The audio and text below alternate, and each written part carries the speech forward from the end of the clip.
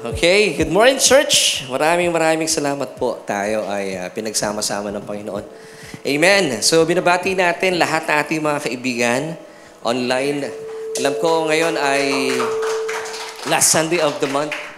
And as promised, tayo po ay muling magsasama-sama ngayong Sunday. Bagaman, ako talaga naman pong medyo nakakalungkot isipin na marami pong tao sa ngayon na may sakit. Pero we praise God, tayo po ay dinako ng Panginoon still dito sa church. Amen. Because ito po yung lugar na pinaka-safe talaga. So, mga kapatid, thank you for joining us once again. At kahit na ang paligid po natin ay talagang hindi natin mawari, mainit, malamig, kaya marami nagkakasakit. But we praise God dahil tayo po ay may pagkakataon para magsama-sama ngayong umaga pong ito at purihin ng Panginoon. Amen. So mga kapatid, na nanonood po sa atin, this is Solution Grace Church. And we would love to see you in person. You may join us every Sunday at 9:30 in the morning. At tayo po ay located sa ground floor ng Unit 114, Tia Maria Sarao Building, CV Star Avenue, Talondos, Las Piñas City. Pamplona? Ayaw nga pala, Pamplona 2, Las Piñas City. Oo nga pala. Hindi ito Talondos, Pamplona 2, Las Piñas City. At of course, binabati po natin ang mga abala. Siguro kaya marami ngayon at maingay sa labas dahil sila po ay naghahanda na. Ang alam ko, hindi na pwede mangampanya, no? Hindi na pwede, ano? So sa mga lalaban bukas, God bless po sa inyo lahat. At nawa ay manalo ang lahat. Hindi naman pwede yun, ano? At dalayin natin na maging masaya ang botohan. Nakakatuwa lang. Samot-sari yung mga nababasa natin, mga slogan. Di ba? Yung mga slogan ng mga bumoboto, mga nagpapaboto. Meron kaming nabasa, shinare ni Abby sa amin Dating lulong, ngayon ay tumutulong. Parang nagdadalawang isip ako na iboto yun. Dating nagsisindi, ngayon naman ay nagsisilbi. Parang nag-aalangan din ako iboto yun. So sa mga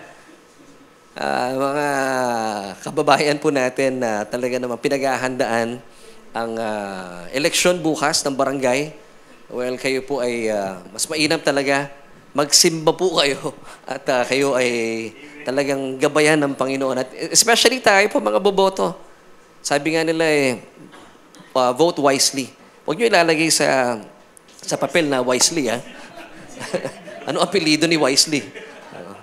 So mga kapatid, panalangin po natin at kung sino po ilalagay natin sa balota. Amen.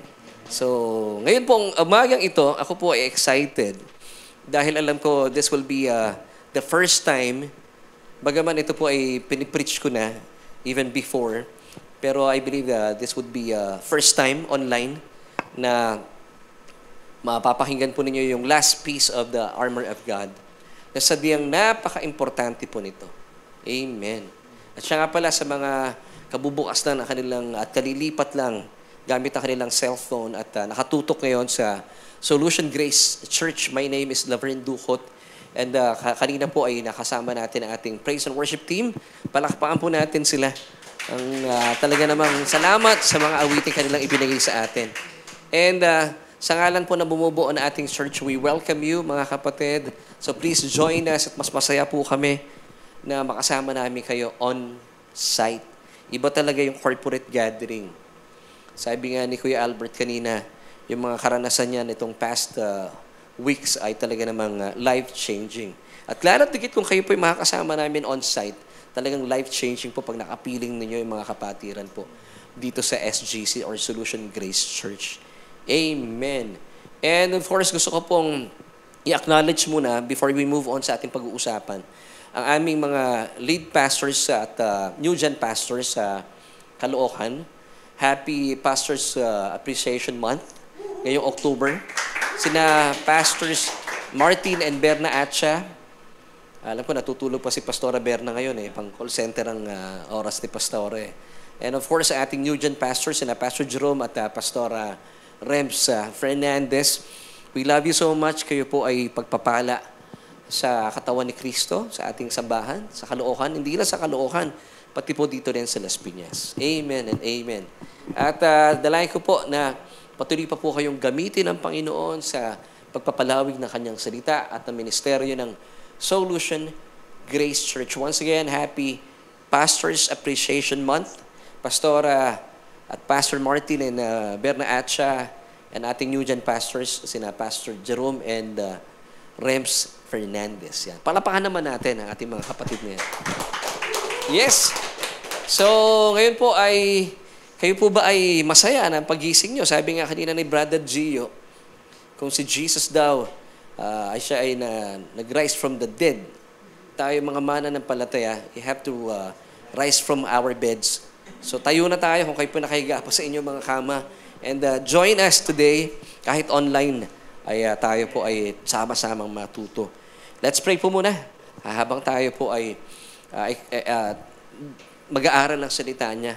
Lord, we thank you once again, Father. Salamat po sa isa na namang napakagandang pagkakataon na kung saan amin pong bubuksan namin mga kaluluwa para matuto ng iyong nananaga ng kapahayagan sa umaga po ito. And I pray that you would use me as your mouthpiece para maunawaan po namin at mailahad ko po na maayos, ng maliwanag ang iyong pagpapahayag sa amin sa pamagitan ng iyong mensahe. At salamat, Panginoon, dahil bawat linggo, binibigyan mo kami ng mga bagong revelasyon na matagal na pong nakasulat sa iyong aklat, sa iyong mahal na aklat, ang Biblia. At Panginoon, mula po sa iyong mga kapahayagan ito, dalayan ko po na patuloy po kaming mamangha at patuloy na lumalim sa iyong salita at sa iyong biyaya na sadyang mapagpalaya. And this, Lord, we pray in Jesus' name. Lahat po tayo magsabi ng Amen and Amen. So today, we will be talking about yung last piece of the armor of God. At alam ko po na marami sa atin ay first time po ito mapapakinggan, and I pray na hindi kayo magulat. Kasi ito po talaga ay nakasulat sa Bible. So simulan po natin ating pag-aaral sa isang question. Kapag hindi mo na alam kung anong ipapanalangin, ano ang pwede mong gawin? Meron po ba dito mga kapatid natin na dumarating kayo sa punto na parang, alam mo yun, nasa lowest point kayo ng buhay, na hindi mo na alam yung ipagpipray mo? Dumating ba kayo sa ganung pagkakataon? At maganda po itong pag-uusapan natin, gagawin natin, kapag tayo po ay nasa lowest point ng ating buhay, and even sa pinakamataas na point ng ating buhay, gagawin po natin ito. But ang default mode po ng mga tao sa ngayon, pangkaraniwan, nasa gitna sila. Kaya hindi po nila nagagawa itong magandang panukala sa atin ng Panginoon, which is the last piece of the armor of God. At ang ating pong pag-uusapan, as I've said kanina, makapangyarihan, na bakit makapangyarihan? Dahil ito po ay pilit itinatago ng kalaban para hindi malaman ng mga mananampalataya. So ano pag-uusapan natin, Laverne? This is our message for today, the benefits of praying in the Spirit. So what is praying in the Spirit? Kaya nga po yung tanong ko kanina, kapag hindi mo na alam ang iyong ipapanalangin, ano ang pwede mong gawin? Yung iba, umiiyak na lang eh. Pero meron pala tayong pwedeng gawin kapag hindi na natin alam yung ating mga ipapanalangin. So today, alamin natin yung benefits of praying in the Spirit, which is once again, the last piece or the last item in the armor of God. So, bilang pagbabalik tanaw para mailatag ko muna po sa inyo, ano itong praying in the Spirit, balikan po muna natin. Let's have a quick review kung ano po yung mga tinalaki na natin itong mga nakalipas na Sunday. At ito na po yung last Sunday na tatalakayin po natin yung armor of God. Now, Ephesians chapter 6, verses 10 to 11, finally, my brethren, be strong in the Lord and in the power of His might. Put on the whole armor of God that you may be able to stand against the wiles of the devil. So, you have to put on the whole armor of God, including po itong last item na ating pag-uusapan. Hindi pwedeng 6 lang isusuot po ninyo. You have to put on the whole armor of God. Now, what's the reason? That you may be able to stand against the wiles of the devil. So, ito pong binigay sa ating armor ng Panginoon ay panlaban at panangga sa mga pakana at masasamang balaki na kalaban-laban sa atin. And then, verse 12 until 13, still with Ephesians chapter 6. For we do not wrestle against flesh and blood. So, ang labanan po ay hindi po sa pamagitan ng tao sa tao. Kaya nga po, kapag meron po kayo nakakaaway, meron kayong mga dating kaibigan na ngayon ay kaaway na, o kaya kamag-anakan, na ginagawa kayo ng masama para hindi po tayo masyado nasasaktan. O mas maganda hindi na tayo nasasaktan. Isipin po natin na ang nananakit po sa atin ay mga principalities of the air. Ito po ay mga kampon ni Satanas. So talagang minsan nakakalungkot lang, ang pinakamasakit pag nagagamit yung kamag-anakan mo. Kapag yun ang naninira sa'yo, dati mong kaibigan, or dati mong kasama sa church, that's sasaktan ka, napakasakit talaga. Pero sabi nga po ng talata once again, for we do not wrestle against flesh and blood, but against principalities, against powers, against the rulers of the darkness of this age, against the spiritual hosts of wickedness in the heavenly places. And of course, verse 13, therefore, nandun po yung therefore, take up the whole armor of God, that you may be able to withstand in the evil day, and having done all, to stand. Amen. So balikan po natin yung mga napag-usapan na natin itong mga nakalipas na Sundays. Yung armor of God po, yung first 5, defensive, ibig sabihin panlaban, panangga, pamprotection po natin, the belt of truth, the breastplate of righteousness. I pray na ito po ay naalala po natin, hindi po natin kakaligtaan mga kapatid, ha? Number 3, the gospel of peace, the shield of faith, that's number 4, and number 5, the helmet of salvation. At yung remaining 2 po na pag-usapan natin last Sunday ay offensive, offensiva. Ibig sabihin, pang counter-attack natin sa umaatake sa atin ng kalaban. So, kompletos ricados ang baluti ng Diyos. Hindi lang po tayo sumasangga. Tayo rin po ay umaatake pag inaatake tayo ng kalaban. Kaya kompleto po ang binibigay sa ating baluti ng Panginoon. The sword of the Spirit, which is the Word of God, last Sunday, and today, praying in the Spirit. Ano po ang praying in the Spirit? Yan ang ating pag-uusapan. At alamin natin, what are the benefits of praying in the Spirit? Now, pag sinabi po natin, praying in the Spirit, ito po yung tinatawag na praying in tongues. Ang praying in tongues po, it's different sa speaking in tongues. Ang praying in the Spirit or praying in tongues, ito po ay inilaan sa lahat ng mga mananampalataya para i-maximize po natin. And of course, you have to put it on because it's part of the armor of God. Yung speaking in tongues po, ito po ay gifts na inilaan sa ibang mga kapatiran. Now, ang purpose po ng speaking in tongues, para ma-edify po yung church. Pero hindi po magiging kapaki-pakinabang ang speaking in tongues kung wala rin po mag-i-interpret sa ating church. So yun po yung difference doon. Samantala, ang praying in the Spirit or praying in tongues, ito po ay pwedeng gawin at sana po ginagawa ng bawat mananampalataya para i-maximize po natin. Because sabi po ng mga tinalahin natin kanina that you may be able to withstand against the wiles of the devil. So ito po ay defensiba at opensiba na inilaan sa atin ng Panginoon na kanyang baluti para po tayo po ay maprotektahan at tayo po ay maka-atake rin laban sa kalaban. Amen. So nakuha niyo po iyon, mga kapatid. Magkaiba po yung praying in the Spirit or praying in tongues at saka yung gift of tongues. Ang gift of tongues po ay inilaan po, kaya nga po siya gift sa ilang mga kapatiran sa church to edify the church. And then, ito po yung magiging kapaki-pakinabang kapag ito po ay meron pong magi-interpret nung tongues. Kasi sabi po ni Apostle Pablo, kung kayo po yung magtatangs lang sa church, pag wala namang interpreter, magkakagulo lang. So wag na. Sabi niya, hindi po gusto ng Panginoon na nagkakagulo sa church according kay Apostle Paul, because we have a God of order. Amen. So I pray, nakita niyo po yung malaking difference. Gaya po na sinasabi ng 1 Corinthians 12 verse 10. To another, the working of miracles. To another, prophecy. Ito po yung mga different gifts. To another, discerning of spirits. To another, different kinds of tongues. Ito yung speaking in tongues. To another, the interpretation of tongues. I pray, naging malinaw po ito sa atin. So kung kayo po ay may gift of tongues, pwede pong gamitin sa church yan. As long as may magi-interpret para may kaayusan po tayo sa church.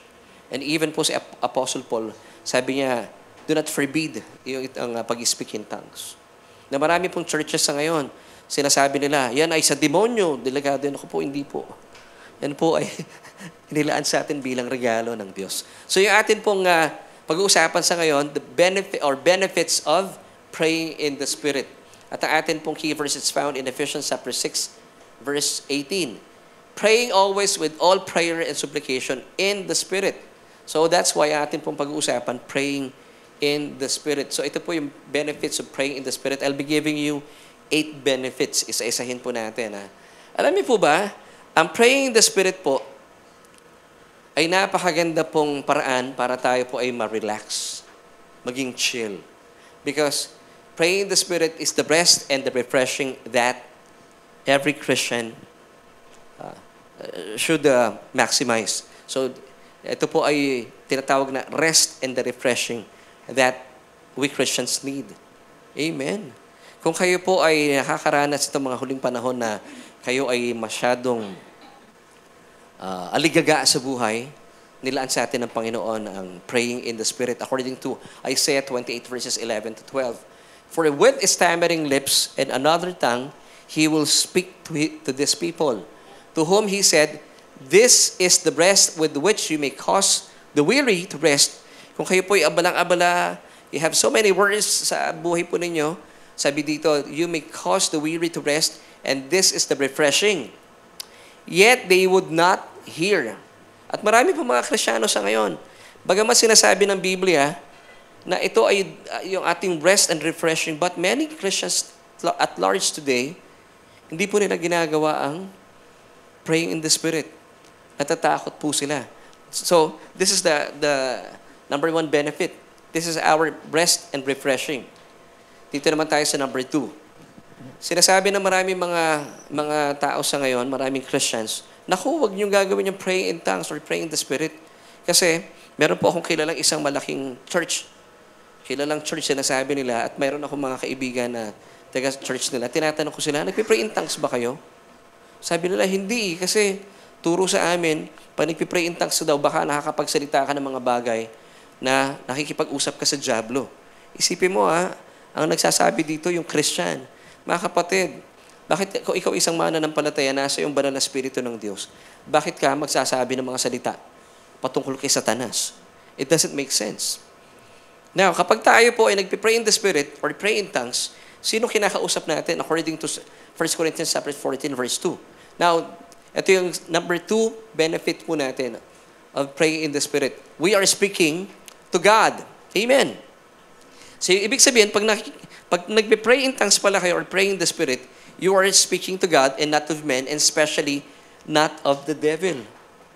Kaya nga nakakalungkot Maraming Christians sa ngayon, tinuturo nila, huwag kayong mag-pray in the Spirit, huwag kayong mag-pray in tongues because baka kinakausap mo na si Satanas. It doesn't make sense. Nasa iyo po ang banal na Espiritu ng Diyos, indwelling your born-again spirit, and yet, makikipaghunta ka kay Satanas?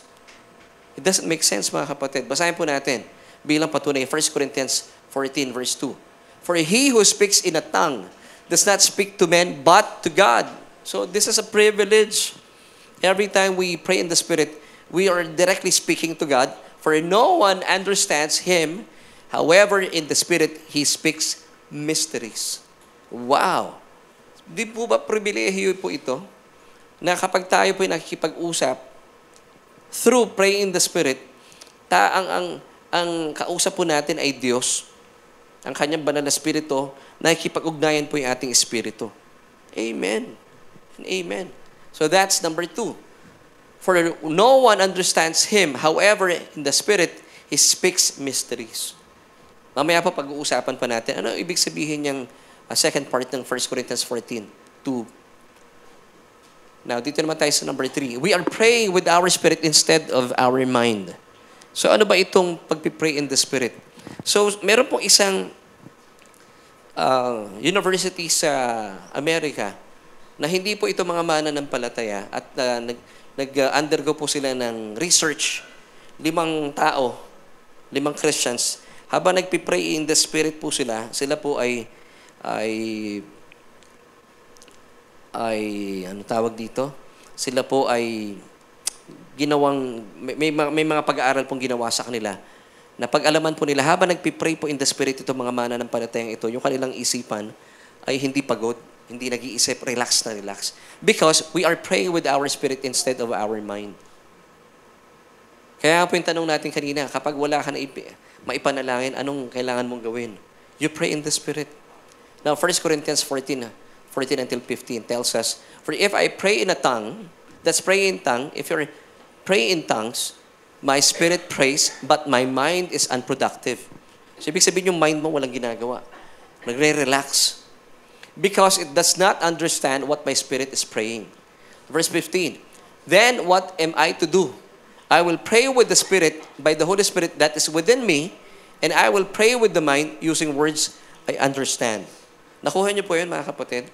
Because according to these verses, meron pong dalawang uri ng panalangin na inilaan po sa atin ang Panginoon. Two types of prayer according to 1 Corinthians 14 until chapter 14, verses 14 until 15. Now, the first one is praying in the Spirit. Ano yung praying in the Spirit? Ito po yung hindi ginagawa ng marami mananampalataya sa ngayon. Where the mind is unproductive, kasi hindi nga po tayo nag-iisip. Because it does not understand what the Spirit is praying or saying. So walang iniisip yung isipan natin na mamahinga siya. Mamaya po alamin natin how to pray in the Spirit. So this is the first type of praying according to 1 Corinthians 14.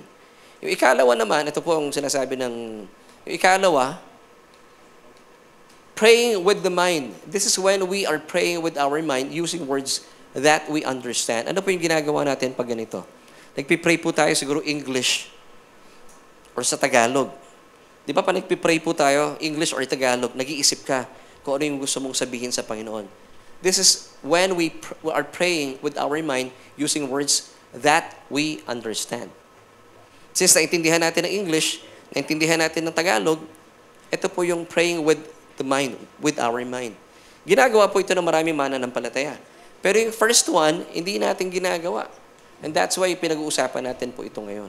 Now, ano po yung mga verses natin dito? Still, 1 Corinthians 14 until 15. So, tandaan po natin, ha? So, ano yung two types of prayers according to 1 Corinthians 14? Praying the Spirit and praying with our mind. Now, tignan po natin yung mga talata once again. For if I pray in a tongue, that's praying in the Spirit. My spirit prays. So, yung born-again spirit ang nagpipray.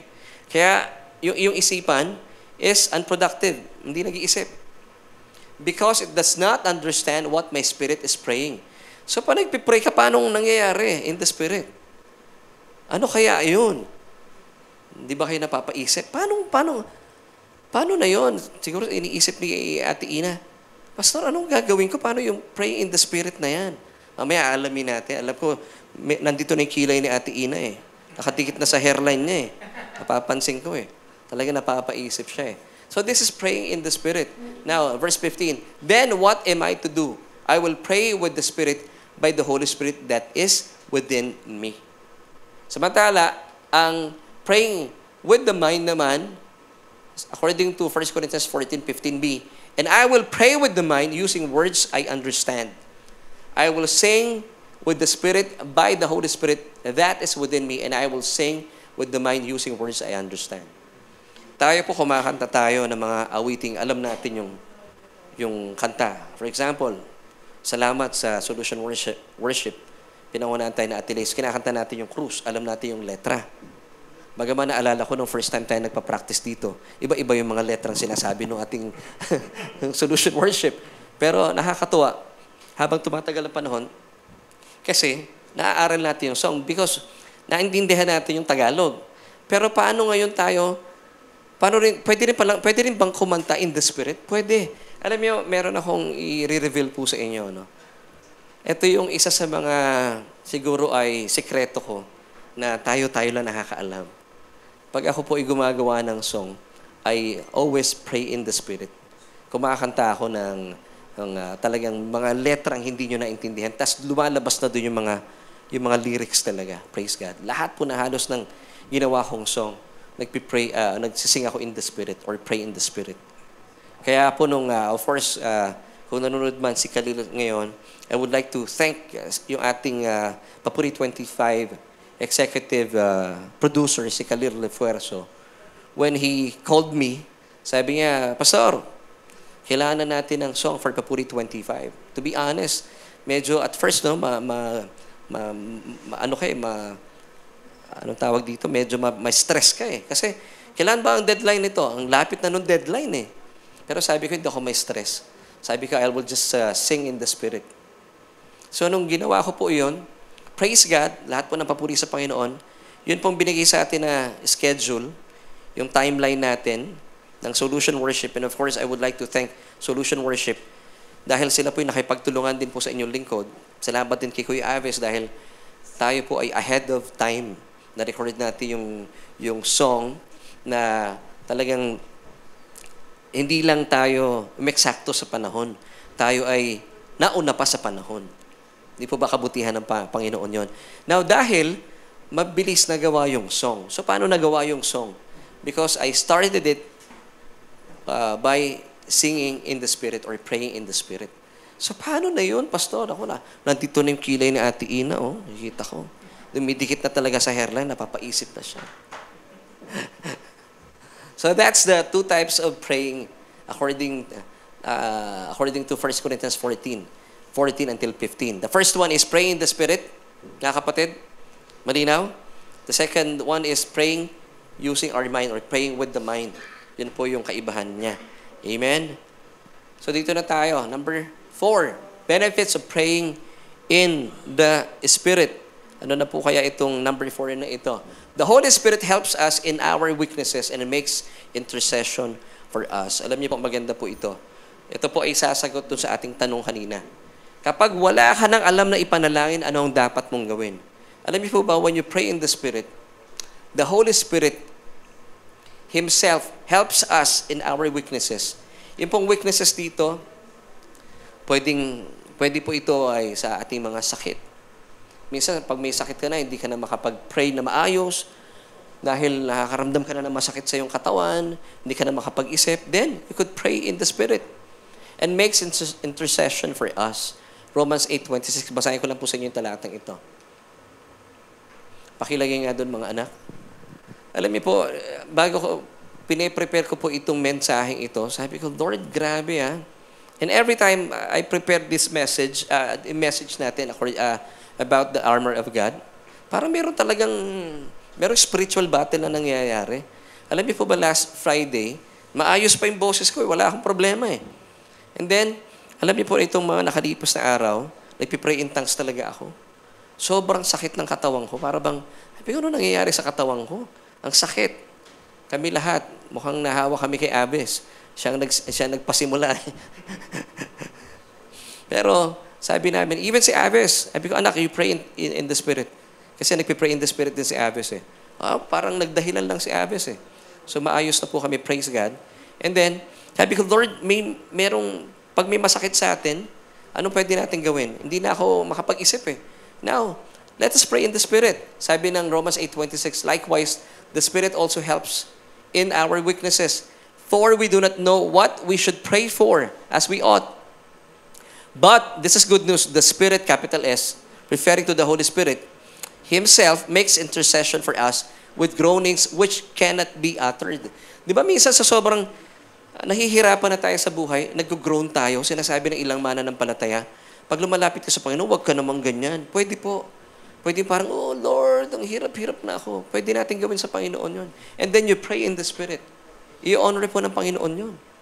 Meron ako naririnig sa akin, sinasabi nila, grabe ka, huwag ka magpipray ng ganyan sa Panginoon. Pwede po natin gawin yun.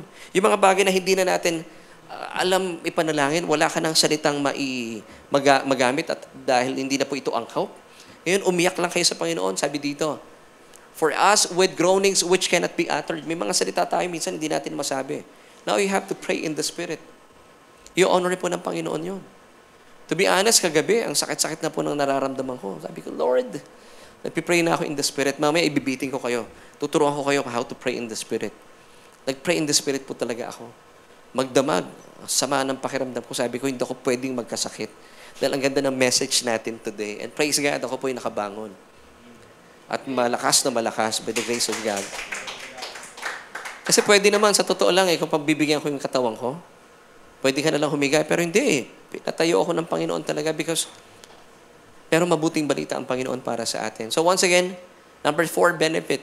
The Holy Spirit helps us in our weaknesses. Kung kayo po ay wala nang masabi, nanghihina po kayo, physically weak, kasama po dito yon. You could pray in the Spirit and makes intercession for us. Isipin mo, nag-intercede sa iyo ang banal na Espiritu. Is that good news, mga kapatid? Yes. Alam niyo kung bakit good news? Because pag ang banal na Espiritu po ang magpipray for you, yung kanya, alam po niya ang kalooban ng Diyos, He is in line with the will of God. You're praying, ibig sabihin, actually, ang nagpipray nga Holy Spirit, you are praying elevated prayers, matataas na uri ng panalangin. At sigurado po, ang maganda pa po dito, hindi ka na nahihirapang mag-isip, pero napakatindi po ng pagpipray na yun because the Holy Spirit is making intercession for us. Wow! Amen. So dito na tayo sa number 5. What is number 5? Makes a person bold in sharing the gospel of Christ. Kapag kayo po ay palagian na nagpipray in the Spirit, naku, tumatapang po kayo. Ibang tipong, pag kayo po ay naharap sa mga tao at excited kayo mag-preach ng gospel, hindi kayo natatakot. Alam niyo po, may mga ganitong pangyayari. In Acts chapter 2, mababasa po natin. Bago po dumating bago po nila maranasan yung pagbibigay ng Panginoon ng kanyang Espiritu. Alam niyo po sila Pedro at ang mga ilang po mga mananampalataya in those days, takot na takot. But when the Pentecost was fully come, naranasan po nila ang banal na Espiritu ay sumakanila. Tingnan po natin yung mga sumunod na nangyari. Isa-isahin po natin. When the day of Pentecost had fully come, yung day po dito, believers, kasama po ng mga disipulo, they were all with one accord in one place. So nagsama-sama po sila sa isang lugar, sa upper room, sa Mount Zion, kasi sabi ng Panginoon sa kanila, maghintay kayo dyan, ibibigay ko ang aking Espiritu. And then, verse 4, and they were all filled with the Holy Spirit and began to speak with other tongues as the Spirit gave them utterance. So isipin niyo po naranasan po nila ito when the Pentecost was fully come. So kung ito po yung nangyari nung araw, bakit hindi natin gagawin sa ngayon? Mind you mga kapatid ito pong New Covenant event na ito, pag sinabi kasing Pentecost, maisingit ko lang. Pag sinabing Pente, 50. So bumilang po sila, mula nung sa kamatayan ng ating Panginoon, bumilang ka ng 50 days, ibinigay po ng Panginoon ang kanyang banal na Espiritu sa upper room sa Mount Zion. 3,000 got saved. In the Old Testament, nung ipinahid po yung dugo ng mga tupa sa pintuan ng mga Israelita nung sila po ay nasa Egypt, bumilang ka ng 50 days, nandun sila sa paanan ng Mount Sinai. That was the first Pentecost. Alam niyo po ang nangyari doon? When the law was given, 3,000 got killed. Namatay. Nung ibinigay ang kautusan, 3,000 namatay. Pero, dito po, nung sa kamatayan ng Panginoon Hesukristo, bumilang ka ng 50 days, that's Pente. Kaya Pentecost, when the Pentecost was fully come, na-save, nagkaroon ng buhay ang 3,000. At ang nangyari po dito, bakit? Nung tinanggap po nilang banal na Espiritu, they speak in tongues. At marami po ang talaga namang namangha sa kanila. And then, si Pedro po naging bolder, naging mas matapang po in sharing the gospel of Christ. Acts chapter 2, verse 14. But Peter, standing up with the 11, raised his voice and said to them, Men of Judea and all who dwell in Jerusalem, let this be known to you and heed my words. So, pag binasa niyo po yan until verse 47, ipinakilala po niya ang Panginoong Hesukristo. So, kung kayo po ay nagpipray in the Spirit, number 5, benefit po natin, makes a person bold in sharing the gospel of Christ. Talaga namang naging matapang po itong si Pedro. Kasi nung naalala niyo po yung kwento ni Pedro, di ba? Nung hinuli na ng mga Romano ang Panginoong Hesukristo, 3 times niyang ipinagkanila ang Panginoon, di ba? Sabi niya, nung nakilala siya ng mga tao sa kalsada, di ba? Ikaw ay alagad nitong Jesus na ito. Ay, sorry. Hindi ko siya kilala. Pero when the Pentecost was fully come, talaga naman, he became bold in sharing the gospel of Christ. So ito po maganda na mararanasan po natin kapag kayo po ay nagpipray in the Spirit. Nagiging matapang po tayo. Nadadaig pa po natin si Andres Bonifacio.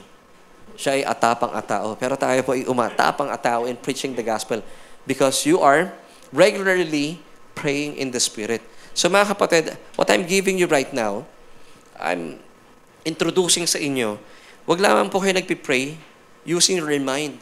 Meron po magandang ibinigay sa atin ng Panginoon na nangyari nung panahon na ibinigay po ang banal na Espiritu, i-maximize po natin sa panahon natin sa kasalukuyan at sa mga darating pang panahon.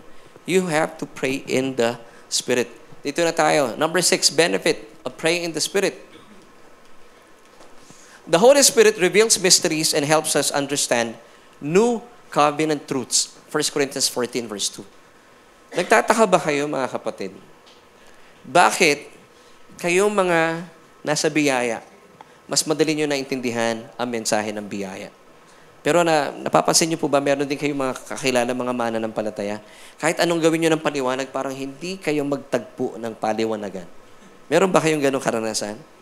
Tayo po mga nagpipray in the Spirit, if we're doing this, meron pong nire-reveal sa atin ng banal na Espiritu na hindi po nare-reveal sa mga kapatiran natin na nasa katuruan ng mixture. Amen. Now, sabi ng 1 Corinthians 14 verse 2, bilang patunay sa aking sinasabi po sa inyo. For one who speaks in an unknown tongue does not speak to people but to God, for no one understands him or catches his meaning. Yung nagpipray in the Spirit daw po, pag naririnig natin, hindi natin siya maintindihan. Yun po yung sinasabi ng talatang dito. But by the Spirit, He speaks mysteries, secret truths, hidden things. Kaya po, may mga pagkakataon, pag nagkukwentuhan tayo, di po ba, napapansin nyo, sabihin mo sa akin, minsan, alam nyo, nagpipreach kayo sa pulpito, parang may binigay sa akin na nakapahayagan ng Panginoon. Ito po yung sinasabi ng talatang ito. Na even po kayo mga kapatiran, nagkakaroon kayo ng mga personal revelation mula sa Diyos. Kung mapapansin nyo, iba nating mga kapatiran, wala po silang ganito. Kasi nga po, ito po yung isa sa mga benefits of praying in the Spirit. So that's number 6. Number 7 na po tayo. Ang maganda pa po dito, gaya na aking naranasan kahapon, kapag kayo po ay nasa ilalim ng karamdaman, huwag kayo manatili sa banig ng karamdaman. Kung may kama naman kayo, lumipat kayo sa kama, mas masarap humiga sa kama. Hindi ko alam bakit nakasanayan natin sa banig ng karamdaman. Pero pag nakita mo naman yung may sakit na sa kama, hindi natin sinasabi nasa kama ng karamdaman. Mas nakakaawa yata pag nasa banig yan, no? So, nasa kama ng karamdaman. Kung kayo po ay nasa kama ng karamdaman sa ngayon, alam niyo po ba, when you pray in the Spirit, nare-repair po nito yung ating mga physical body. Repairs and restores our physical body. 1 Corinthians 14:4. He who speaks in a tongue edifies himself.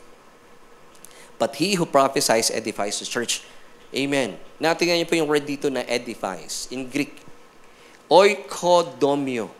Ibig sabihin, building a house. Yung domio, dito po kinuha yung salitang dome, the big dome, Araneta Coliseum. It's a house. Now, sa atin po bilang mananampalataya, di ba sabi ng Biblia, for our body is the temple of the Holy Spirit. Amen? Bigay ko po sa inyo yung talata, 1 Corinthians 6:19. Or do you not know that your body is the temple of the Holy Spirit? So, every time we pray in the Spirit, hindi lamang po nagkakaroon po ng repair ang inyong mga physical bodies, nagkakaroon pa ng restoration. Kaya nga talagang minamaximize ko po ito talaga. You have to do it regularly. But of course, depende po sa inyong kapahayagan yun. Hindi ko po pinipilit. Pero kung bakit ko po talaga gustong ituro ito sa church, it's because napaka-makapangyarihan po nitong praying in the Spirit. Bagamat sa ibang mga mananampalataya, they find it so weird. Pero sabihin nyo ng weird ako. Kung ako naman ay healthy at mabilis ako makawala sa aking karamdaman, gagawin ko po ito. Yung iba nga willing silang umakyat ng bundok sa Mount Mekekekwe para lamang po matagpuan kung sino man yung nagpapagaling doon. Wala namang nire-require na gano'n ng Panginoon sa atin. Ang gusto lang ng Panginoon sa atin, isuot mo itong armor na binigay ko sa iyo, including itong praying in the Spirit. Ba't hindi natin gawin? Napakasimple. Hindi po ba? So, mga kapatid, ang maganda dito, sabi ko nga po sa inyo, by the grace of God, ako living testimony. Kung hindi ako nag-pray in the Spirit, and I believe, na-restore din po yung aking physical health. Magdamag lang. Kagabi po hindi ako makakilos talaga. Ang sakit-sakit ng katawan ko. Actually, pagising ko kanina umaga. Hindi ko mataas yung kamay ko. And I believe it's a spiritual battle. Sabi ko, hindi pwede. Hindi ako mag-church. Ako yung pastor . Pero praise God, ano? Ito po yung living testimony because ginagawa po namin sa bahay, we are praying in the Spirit. Especially si Joe. Si Joe po lagi nag-pray in the Spirit whenever siya po ay naghuhugas ng pinggan o namamalansya, ginagawa niya po yan. At ang maganda po talaga kay Mrs., ito yung testimony ko lang, hindi yan dinapuan ng insomnia. Sa tanang panahon namin magkasama, sa tagal ng panahon, mas malalim pa po ang tulog sa sinkhole ng Bicol, ng Bohol. Di ba ang lalim ng sinkhole ng Bohol? Pero pag natulog si Missy, si Jo, ay grabe. Maaga yang antukin at pag natulog yan, dire-diretso. Hindi na yan umiinom ng gamot. Talagang nakakatulog yan. Alam niyo kung bakit? Napansin ko sa kanya, ano man ang ginagawa niyan, bawa hindi kami nag-uusap, nagpipray in the Spirit talaga si Jo. At alam niyo mo, maganda po rito, kung kayo po ay tinatamaan ng panic attacks, anxiety, or even depression, ito po ang maganda nating ginagawa. You must pray in the Spirit. Alam niyo, marami mananampalataya sa ngayon na nadidepress. Hindi ko po ini-invalidate ang pakiramdam po ito. But the Lord has given us itong kanyang makapangyarihang baluti. Why not use it? Why not put it on? Amen? Gawin po natin. You pray in the Spirit. Lalo na pag, naalala ko lang kagabi, hindi ko maintindihan hindi ko alam kung ano itong virus na dumapo sa akin. Habang natutulog ako, may lungkot na lungkot ako. Virus lang naman. May ganun yung pagkakataon. Ang sakit ng katawan mo, hindi ka makakilos. Pero when I started praying in the Spirit, sabi ko, Lord, totoo nga yung salita. Yung pala talaga nararanasan ko po, ipipreach ko ngayong Sunday morning sa inyo. So kung mga kapatid na nanonood online, kung kayo po ay nadidepress, nagkakaroon kayo ng panic attacks, you must pray in the Spirit. Paano? Mamaya po ituturo ko sa inyo paano ang pagpipray in the Spirit. So that's number 7. Dito na tayo sa number 8. We will not fulfill the lust of the flesh because we experience great intimacy with God. Whenever you pray in the Spirit, talagang nararanasan mo yung great intimacy with the Father, with our Abba. Ang sarap po na experience na yun. Bagaman, mga kapatid, marami mga negativities na kumakalat sa mundo.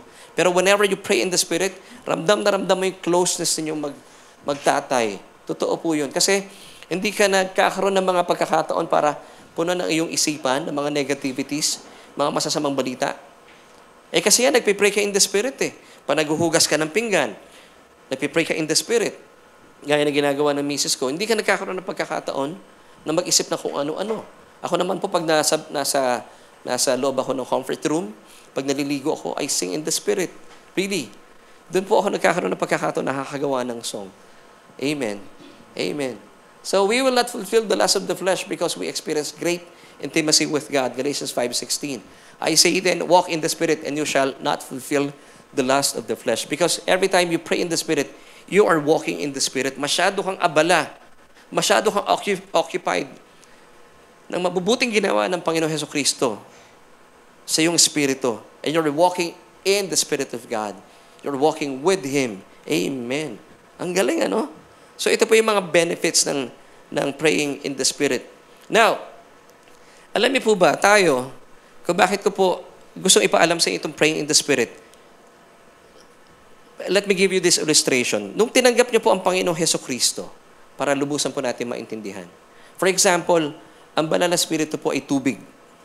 Nung tinanggap po natin si Jesus as our Lord and Savior, ininom po natin yung tubig representing the Holy Spirit.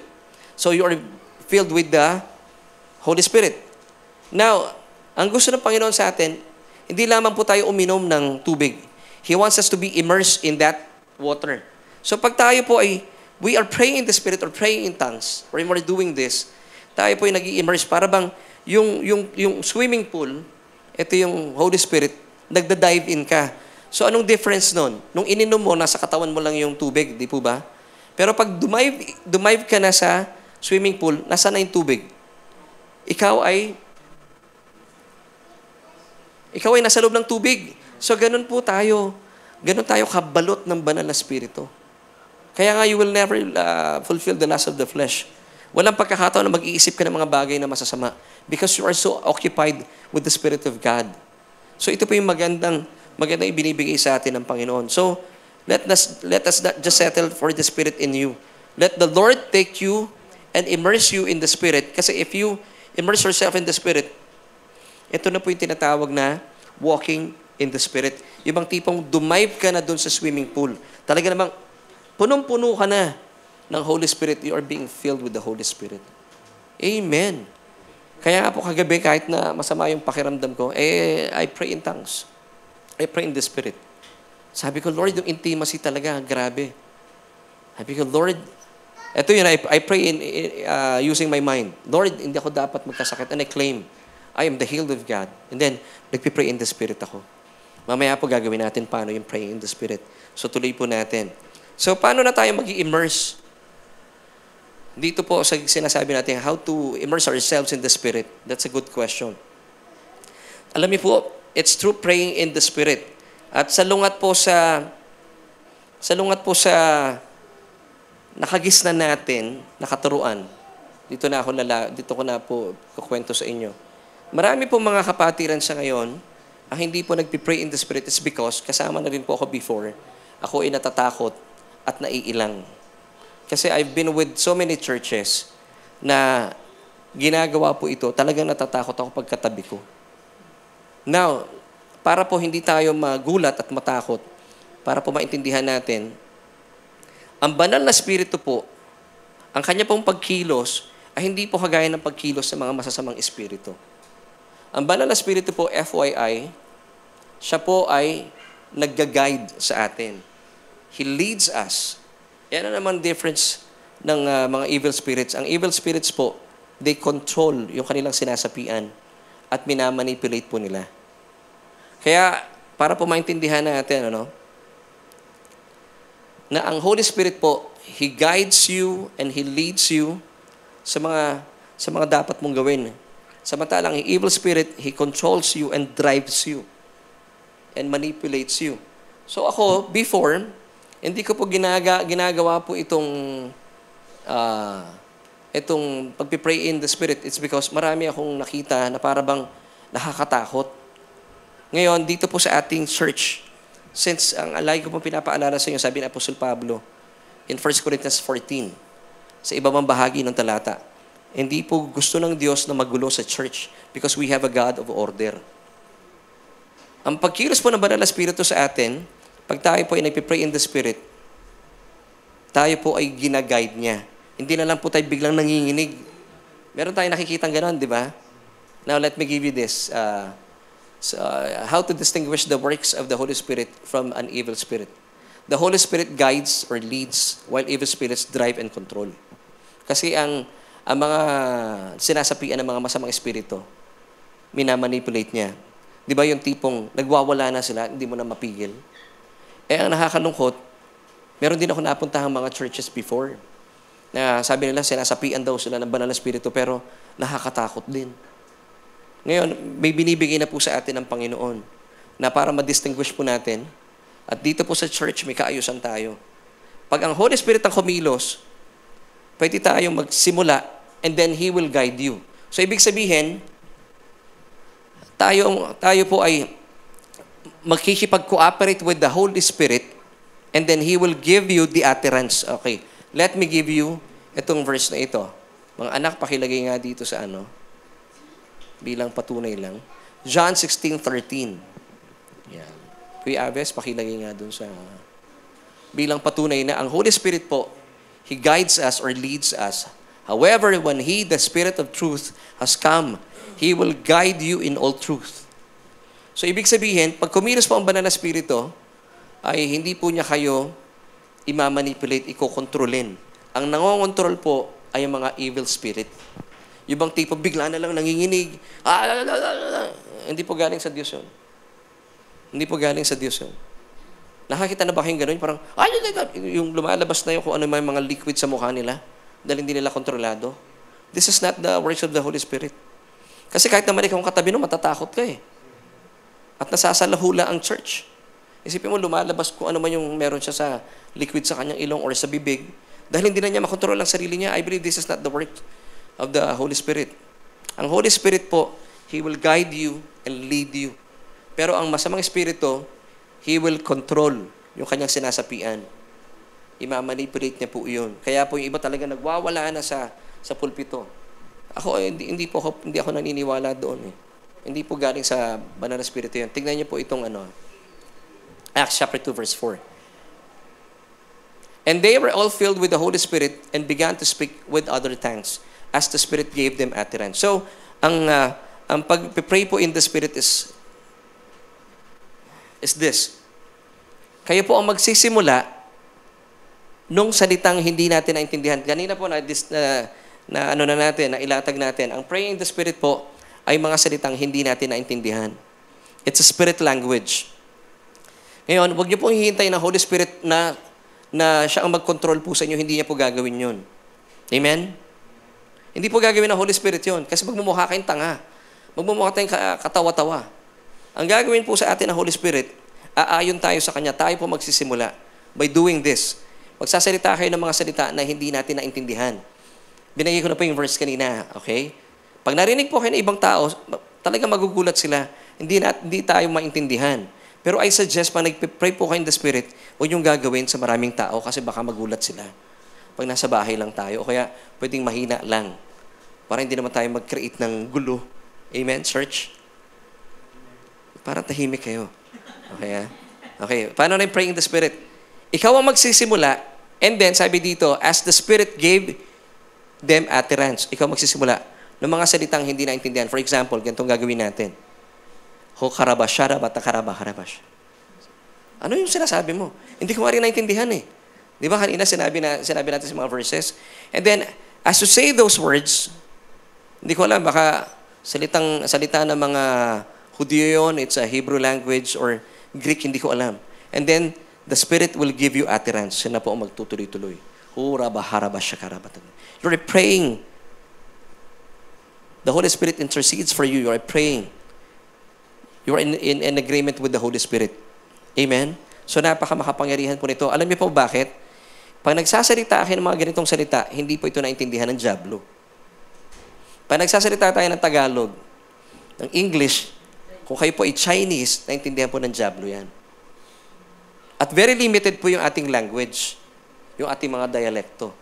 Kaya minsan, kumikilos ang kalaban, hindi perfect po yung prayers na gamit yung ating isipan. But when we pray in the Spirit, these are perfect prayers. Okay, subukan natin mga kapatid. Huwag po kayong matakot. Gaya po na sinabi ko kanina, ang Holy Spirit po, He will just guide you and lead you. Hindi po niya i-override ang inyong mga decisions. Amen? Bibigay ko sa inyo itong Deuteronomy 30 verse 19. Tingnan niyo po ang Holy Spirit. Hindi po niya kayo i-manipulate. He will never override your decisions. Kayo pa rin ang masusunod. That I have set before you life and death, blessing and cursing. Ano pong ginagawa lang ng Holy Spirit? He will just give you recommendation, therefore choose life. So, ibig sabihin, ang banal na espiritu, hindi po siya kagaya ng masamang espiritu. Ang masamang espiritu, pag dumating na sa kanyang sinasapian, ay wala na magagawa yung sinasapian niya. Nagmumukha ng loko-loko, katawa-tawa, at talaga namang minsan hinahampas niya pa yung katawan niya sa kung saan. Hindi po healthy yun. So tayo po, ang atin pong ginagawa, kapag tayo pinipray in tongues, tayo nagpapasimula. Once again, and they were all filled with the Holy Spirit and began to speak with other tongues. So sino po yung nagsimulang nagsalita? Tayo. Tayo rin po ang pwedeng tumapos. So hindi mo sasabihin na hindi ko makontrol to. Hindi po kayo makokontrol. Kayo nagpasimula.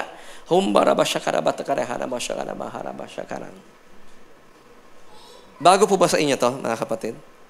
Bago? Hindi na. Okay, So pag ginagawa po natin yun, tuloy-tuloy lang tayo. Ang sarap. Alam niyo po, nagbibigay po ito ng kapahingaan sa atin. Because you are praying perfect prayers talaga. Yung banal na Espiritu intercedes for you. Kaya nga po sinasabi ko, Lord, intercede for me. Hindi ko na po alam ang pagpipray ko. Maganda po dito, nagpipray ka in the future. May mga bagay ka na hindi alam ang mangyayari. But when you pray in the Spirit, even po yung mga mangyayari in the future, sakop po noon. Ang galing. Now, mga kapatid, this is really simple. Kahit ano ginagawa nyo, nagda-drive po kayo, wala kayong kasama, para hindi kayo nadidepress, or natatakot, or pag kayo po ay natatakot, pray in the Spirit. Pag nalulungkot po kayo. Simple lang. Subukan po natin. Sabihin natin, sa simula, weird. Pero pag nasanay na po kayo, wow, really, this is something na powerful. Simulan po natin. Sige, subukan natin. Sabayan niyo ako. Alam niyo, parang ganito yan eh. Merong kasabihan sa English na prime the pump. Alam niyo yung prime the pump? Alam niyo yung, ano tawag doon, yung pambomba? Tubig? Di ba? Yung iba, meron kaming, sa Cavite, meron kami noon eh. Yung poso ba yun? Pag ginagano mo, walang tubig pa eh. Ang ginagawa ko, sinusundo ko nung tubig. Ang tawag pala sa English ito, prime the pump. Di ba pag sinundo mo siya, may lalabas ng tubig? So, ganun din po ito. Susunduin natin, let's prime the pump. Tayo magpapasimula. And then the Holy Spirit will give us utterance. Simulan po natin. Subukan natin. 1, 2, 3. Haraba, shakaraba, haraba, shakara. Nahihiya kayo, ano? This is praying in the Spirit. Alam niyo kung bakit, mga kapatid? Tingnan niyo po dito, ha? Hindi pangkaraniwan ito napapakinggan sa mga churches. Pero this is powerful. Binigay ko sa inyo mga verses. Pero hindi ko po ito pinipilit sa inyo. It's a revelation. Ako nga, nagulat ako si Lace, nag-pray in the Spirit pala eh. Kasi alam ko si Ate Rosa, nag-pray in the Spirit eh. Di ba?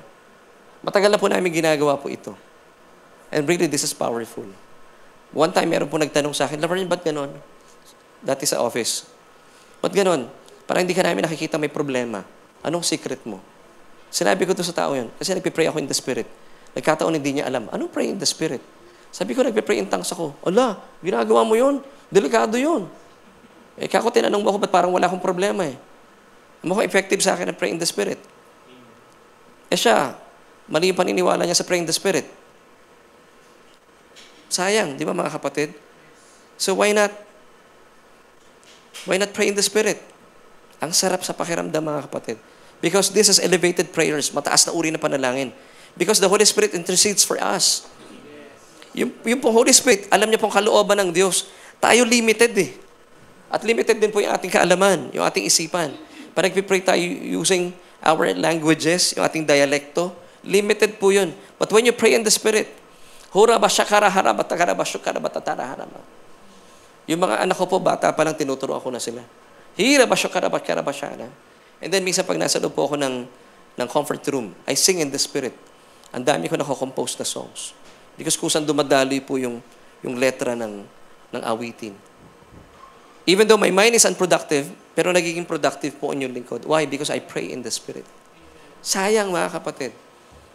Mamaya po ipagpipray natin na magkaroon kayo ng pagnanasa rin. Pwede bang itry pa natin one more time, mga kapatid? Sige, simulan natin. Let's prime the pump. Umpisahan ko 1, 2, 3. Hora ba siya karabaharama? Hora ba siya karabahora ba sakara? Hira ba hora ba siya karabatatara ba siya? Sigira ba haraba siya? Unknown tongue. Hora ba siya karabatatara? Halimbawa po, nagpipray kayo ganyan, di ba? You could stop anytime. Because the Holy Spirit leads us and guides us. Hindi po niya tayo minamanipulate, hindi niya tayo kinokontrol. Ngayon, nagmumukha ba tayong katawa-tawa? Hindi po. Because this is the works of the Holy Spirit. Hindi kanya gagawing katawa-tawa o luko-luko. Pero kapag kayo pinakita, sinasabi na sa church na nagwawala, I believe it's not the works of the Holy Spirit. Gawa po ito pagkilos ng masamang espiritu. Magulo madali namang isipin madali namang ma-distinguish ang masamang espiritu, magulo yan. Ang banal na espiritu, maayos. Because we have a God of order. Amen. Kahit po kayo mag-isa lang sa bahay o may ginagawa kayo, kahit mahina lang yung boses niyo, ura ba siya karabatatahara ba siya karabatatahara. You pray in the Spirit. Madalas po, I do this. Dahil dumarating po ang panahon talaga. Lord, hindi ko na alam ay pagpipray ko sa taong. Tumisa po mayroong lumalapit sa amin. Pastor, please pray for us. And then I would pray in the Spirit for them. Lord, intercede for me. And then tatawag yung taong yun. Answered prayer, Pastor. Oh, praise God. Na kanino po ang glory sa Panginoon. Amen and amen. So mga kapatid, tandaan po natin yun na hindi po tayo gagawing magulo ng banal na espiritu. Meron po siyang kaayusan. You could start and you could stop at your will. Kayo masusunod. Kasi nga po ang Diyos ay nire-respeto niya po yung ating free will as a free moral agent. Hindi ka niya gagawing katawa-tawa o magmumukhang tanga. Ang masamang espiritu po yun. Amen. Sa mga nanonood po sa atin, I pray na nakita niyo po yung distinction between the Holy Spirit and the evil spirits. Amen. So how do you distinguish the works of the Holy Spirit from an evil spirit? Once again, the Holy Spirit guides or leads while evil spirits drive and control. However, sabi ng John 16:13, when He, the Spirit of truth, has come, He will guide you in all truth. For He will not speak on His own, but whatever He hears, He will speak, and He will tell you things to come. Amen. So tayo po, whenever we pray in the Spirit, hindi pa man po natin nakikita yung future, we're praying for the future then. Because the Holy Spirit intercedes for us. Hindi po ba napakatindi nitong pray in the Spirit? Yung pinapanalangin lang po natin, ang sakop nun, maybe, yung alam mo lang na mangyayari kinabukasan. Pero po yung pray in the Spirit, baka hanggang 2024, 2026, until 2030 na ipagpipray mo na. Yun po ang maganda po when you pray in the Spirit. No, dito na tayo, balik na po tayo. As we end, kapag hindi mo na alam ang iyong mga ipapanalangin, ano ang pwede mong gawin? Ang ating pong solution, let us pray in the Spirit. Church, I would like to encourage you, pray in the Spirit. Mahirap ba mag-pray in the Spirit? Madali. Pastor, parang weird eh. Okay, bago tayo matapos, bibigyan ko po kayo ng sample. Tingnan niyo po paano kumilos ang kalaban. Lahat po ng kilos ng Diyos, ipe-pervert ng kalaban. Okay? For example, yung Santa Cena or Communion. Di ba tayo po ay umiinom ng grape juice? Ano po yung significance ng grape juice?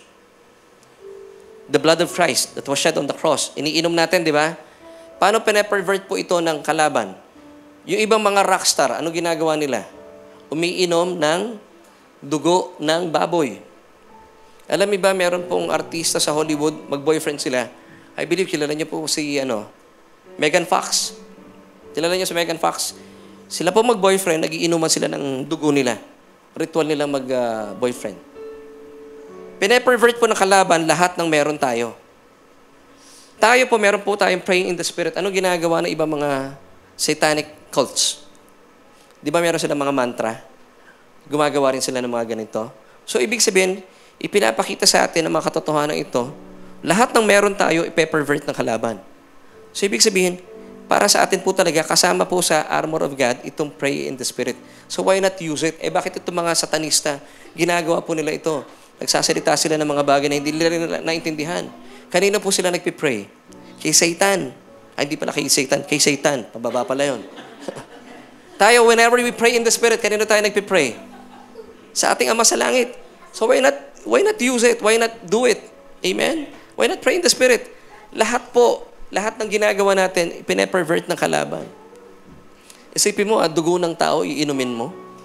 Ayaw ko, tama yung pagkakabasa ko sa article nila para maging intimate daw sila. Isipin mo, dugo nyo, iinumin nyo. Maraming rockstar nung panahon namin ni Kuya Albert. Kasing edad kami. Umiinom sila ng dugo, di ba? Dugo ng baboy. Nakalimutan ko rin yung pangalan ng yun. Si Ozzy Osbourne. Si Ozzy Osbourne, bago po siya magkaroon ng concert, umiinom siya ng dugo ng hayop. Delikado yun. Tayo po, iniinom natin.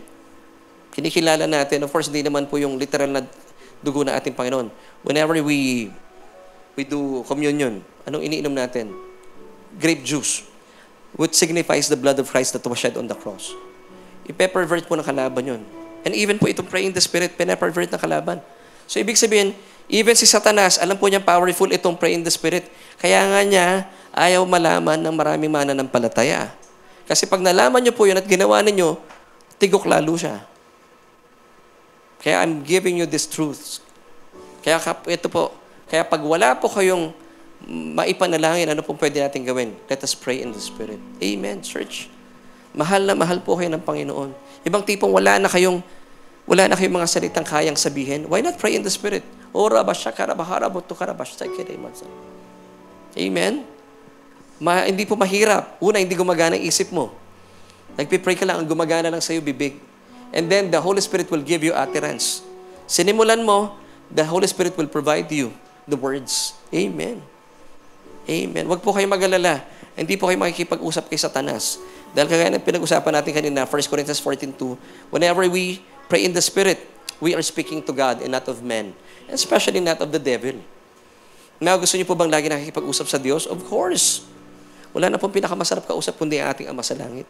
So, kung hindi po natin alam po anong ipapanalangin, anong pwedeng gawin, let us pray in the Spirit. And let's go back po sa mga talata natin. Sabi dito ni Apostle Pablo, 1 Corinthians 14:18, I thank my God I speak with tongues more than you all. So kahit po si Apostle Pablo, ginagawa niya po ito. So why not do it? Ay, bakit ka nagpipray in tongues, Laverne? Kasi po, alam kong limitado ako. Kailangan ko ng tulong sa Diyos. And the Lord gave me this piece of His armor. Bakit hindi ko i-maximize? Amen? Gamitin natin. Okay. As we end, balikan po natin benefits of praying in the Spirit. Number 1, praying in the Spirit is the rest and the refreshing that we need. Number 2, we are speaking to God and not of men, and especially not of the devil. We are praying with our spirit instead of our mind. Number 4, the Holy Spirit helps us in our weaknesses and makes intercession for us. Number 5, makes a person bold in sharing the gospel of Christ. Number 6, the Holy Spirit reveals mysteries and helps us understand new covenant truths. Number 7, repairs and restores our physical body. And number 8, we will not fulfill the lust of the flesh because we experience great intimacy with God. Yan po yung mga benefits of praying in the Spirit. So church, I would like to invite you, at inibita ko na rin ng praise and worship. Gamitin po natin ito mga kapatid. Napakaganda pong baluti ito. Kung kayo po ay nararanasan niyo po para bang nasasanay na lang kayo na nagkakaroon kayo ng panic attacks, anxiety attacks, or nadidepress po kayo, why not pray in the Spirit? Pastor, hindi ko na po alam po ano yung pagpipray ko. Hindi ko na alam po anong sasabihin ko. So let us pray in the Spirit. Bahala na po ang Panginoon. Bahala na po ang Banal na Espiritu because the Holy Spirit intercedes for us. Wala na pong pinakasakdal na panalangin kundi po ito. Amen. So before we move on po sa ating gawain pa, I would like to invite you kaibigan, kung kayo po ay wala pang relasyon sa Panginoon. Sabi po ng Romans chapter 10 verse 9, that if we confess with our mouth the Lord Jesus Christ and believe in our hearts that He was raised from the dead, you shall be saved. So kaibigan, kung kayo po ay wala pang relasyon sa Panginoong Jesus, pero gusto mo maranasan ang buhay na ganap at kasiyasiya, ito po ang imbitasyon sa iyo ng Panginoon. Tanggapin mo siya bilang Panginoon at tagapagligtas. And pray this prayer with me. Sabayan niyo po ako. Sabihin mo, O Diyos, kinikilala ko po ang aking sarili na wala kakayahan, wala pong lakas para iligtas ang aking buhay. Jesus, simula po sa oras na ito, tinatanggap kita bilang aking Panginoon at sariling tagapagligtas. Maraming salamat po dahil sa iyong mga pagdurusa at kamatayan sa krus ng Kalbaryo, inangkin mo lahat ng kasalanan ko. At sa iyong kamatayan, nagkaroon na rin po ako ng bagong pagkatao. Salamat, Ama, sa iyong kaloob na buhay na walang hanggan. Inaangkin ko po ito dahil aking pangalan ay nakasulat na sa aklat ng buhay. Amen at amen. Kung kayo po ay isa sa mga sumabay sa panalangin yan, manampalataya po kayo po ay isa ng mananampalataya. Amen and amen. Tayo po tayo mga kapatid. All my life you have been faithful, and all my life you have been so good. With every breath that I am able, Oh, I will sing, yes, of the goodness of God. all my life. And all my life you have been faithful. And all my life you have been so good. Amen. With every breath that I am able, Oh, I will sing oh, I will sing of the goodness of God. Oh, I will sing of the goodness of God. All my life you have been faithful, and all my life you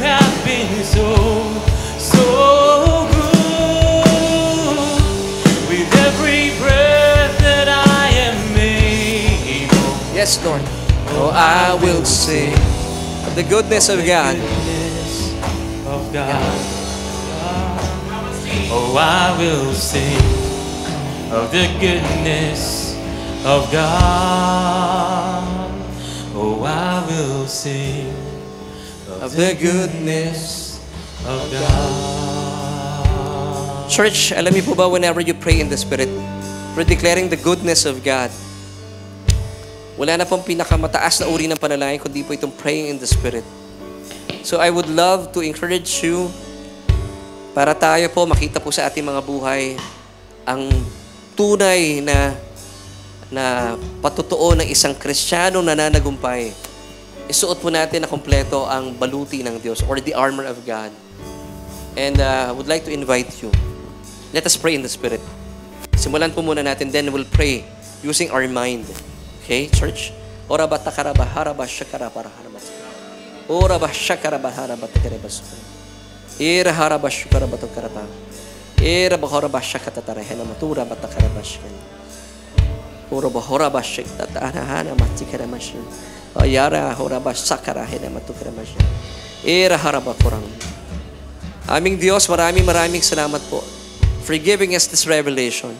That every time we pray in the Spirit, we are speaking to you, Lord, not of men, especially not of the devil. Na pangkaraniwan po ito pang paniniwala na marami po sa aming mga kapatiran. Kaya naman, marami po sa aming mga kapatiran ang hindi po na ma-maximize, Panginoon, ng iyong kapangyarihan. Lord, in the name of Jesus, I thank you. Dahil ang SGC po, Panginoon, tinatanggap po nila ang mga kapahayagan ito. Thank you, Lord, that you have given us ang iyong mga baluti that we could stand against the wiles of the devil.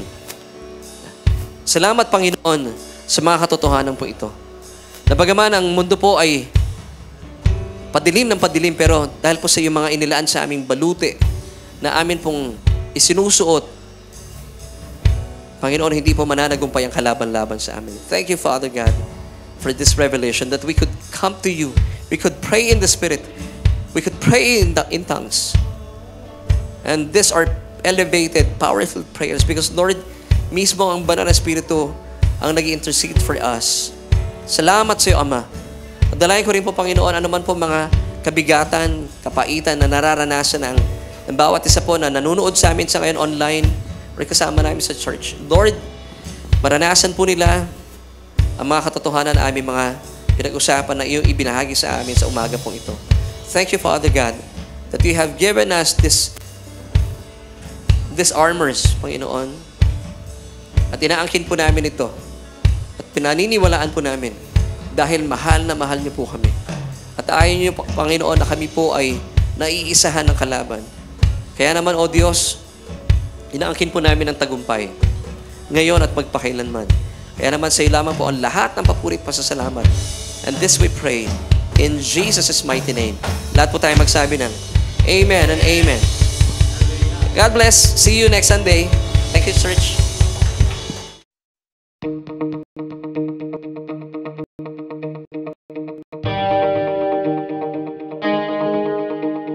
Amen! We thank you, Lord, for a fresh revelation. I learned a lot today. How about you? Let us know in the chat kung ano ang favorite part mo sa ating preaching today. Let us continue to honor and worship our Lord Jesus through our giving of tithes and love offering. But let me remind you that your tithes belong to your home church.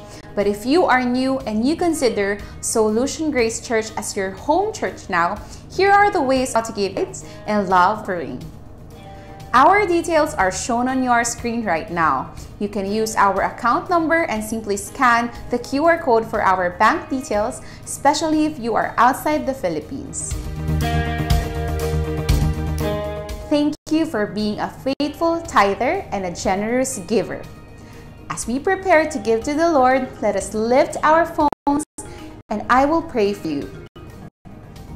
Heavenly Father, we thank you that we can give to you. In this form of tithes and offering, we honor and worship you.